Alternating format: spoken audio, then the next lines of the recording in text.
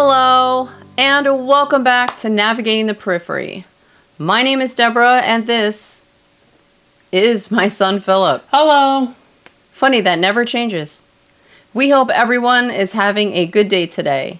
If you're into what we're doing on our channel, if you could please reach down and give this video a thumbs up and a like. Honestly, this is so important to us as content creators because the more likes we get, the more widely YouTube will distribute this on its platform, and we want to get our message out there and try to reach and help as many people as we can. Navigating the Periphery, we are trying to stop the stigma of a mental health diagnosis, one show at a time.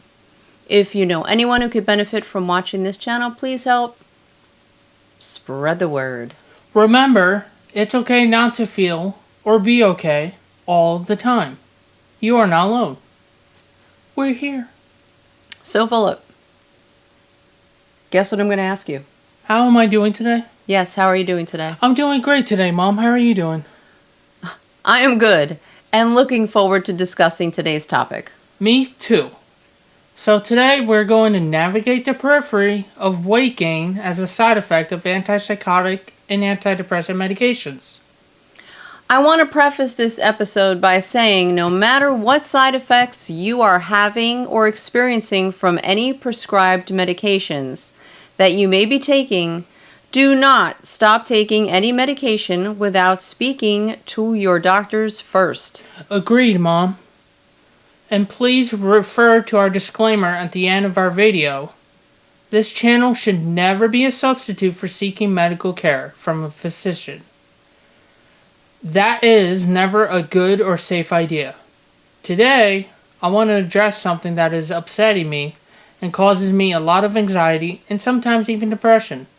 That something is me gaining weight since my diagnosis of schizoaffective disorder and starting antipsychotic medications and mood stabilizers. Weight gain is a known side effect of several medications used to treat schizoaffective disorder. These medications often fall into the category of antipsychotics or mood stabilizers. Some antipsychotics, such as Zyprexa, which is olanzapine, Seroquel, which is quetiapine, and clozapine, also known as Clozaril, are particularly associated with weight gain. Gaining weight is a typical and significant adverse effect of several psychiatric medications.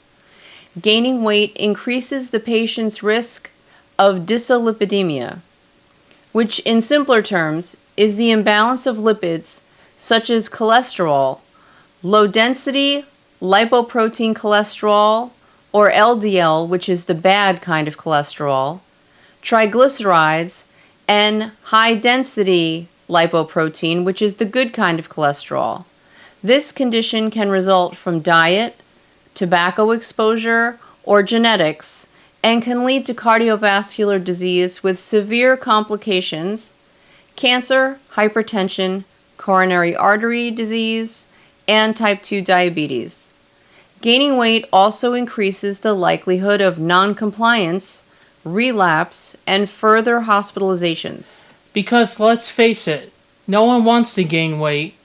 Not only is there stigma associated with the mental illness diagnosis, but there is also stigma for being overweight. Let's face it, our society is not very forgiving. I'm currently on one antipsychotic, which is Geodon, also known as ziprasidone. It is used to treat certain mental/mood disorders such as schizophrenia, bipolar disorder. Ziprasidone belongs to a class of drugs known as atypical antipsychotics. It works by helping to restore the balance of certain natural substances in the brain. I am also on the antidepressant Cymbalta, also known as duloxetine, which is in the selective serotonin and norepinephrine reuptake inhibitors, or SSNRIs, class of medication. These medicines are thought to work by increasing the activity of chemicals called serotonin and norepinephrine in the brain.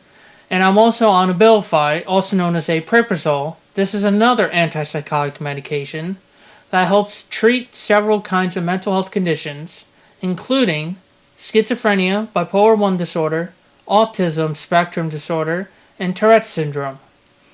Abilify balances the levels of dopamine and serotonin in your brain to regulate your mood, behaviors, and thoughts. The good news is on this regimen, I have been stable for almost 18 months. No hearing of voices, no self-harm, still a bit of mania, and at times some depression, which is bearable. The downside is I've gained weight. Now, this is not completely the medication's fault. I have become more inactive also due to my anhedonia and depression, which doesn't help matters.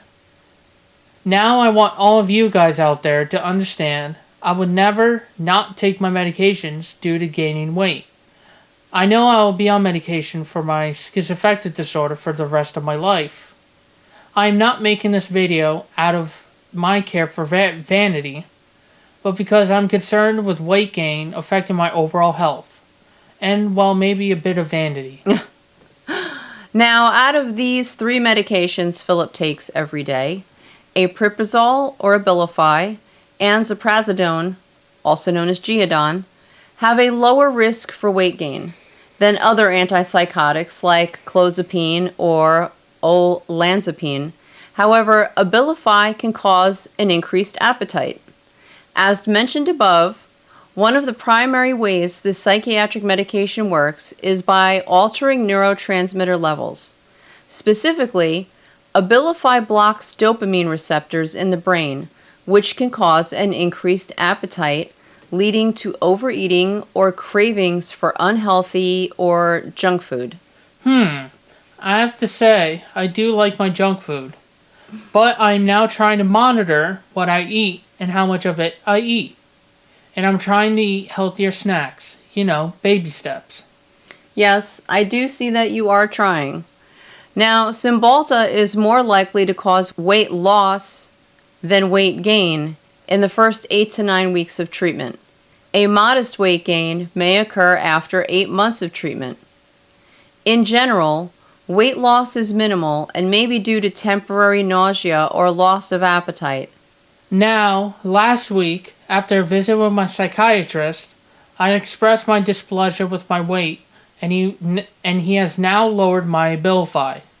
I will admit, I am nervous because I don't want symptoms to creep back in, but I also want to try and lose some weight. So, along with this, I am trying to encourage Philip to exercise more. Simple things like going on walks with me outside, but I'm getting pushback. But I will keep trying because exercise will also help Philip feel better due to the feel-good endorphins that exercise produces. But again, baby steps, which is fine. If you refer back to our previous episode on how your metabolism can affect your mental health, it stresses how diet and exercise, along with your medication regimen, can help your overall outcome. And just a little bit of progress is better than no progress at all, right, Philip? Yes, Mom.